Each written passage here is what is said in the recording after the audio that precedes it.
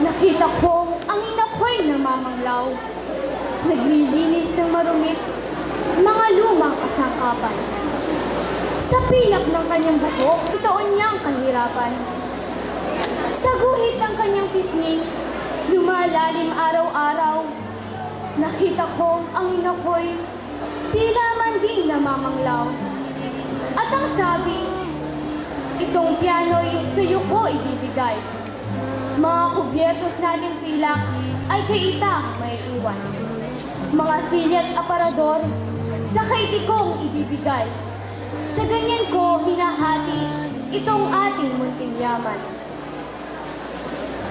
Pinilit kong pasayahin ang lungkot ng aking mukha.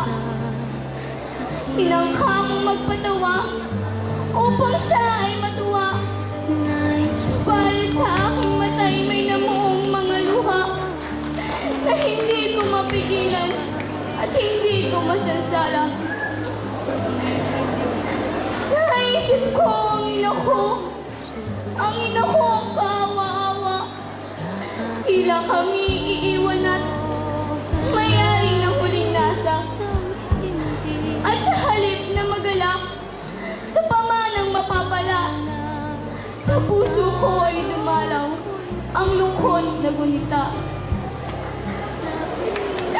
Napayak akong parang isang kawa-awang batat. Tinanong ko ang ina ko at sa kanya ay wika. Ang nais ko sana, nanay, ikay aking pasahin.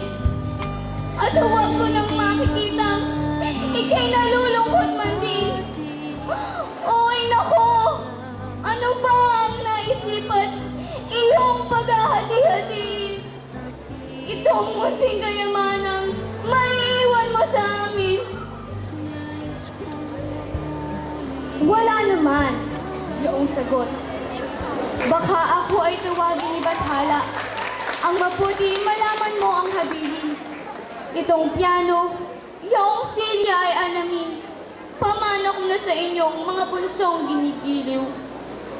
Ngunit inay, ang sagot ko, ang lahat ng kasangkapan, ang lahat ng yaman dito ay hindi ko kailangan. Ang nais ko ikaw, inay, at mabuhay ka lamang. Hihilingin ko sa Diyos na ang pamana ko ikaw.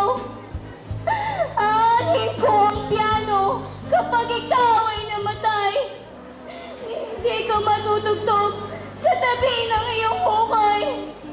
Ang nais ko ikaw, inay, at mabuhay ka lamang. Ililimos ko sa iba ang lahat ng ating yaman. Ni hindi ka maaaring pantayan ng daigdigan ng lahat ng ginto rito pagkat ikaw, oy nako, ikay wala bang kapantay?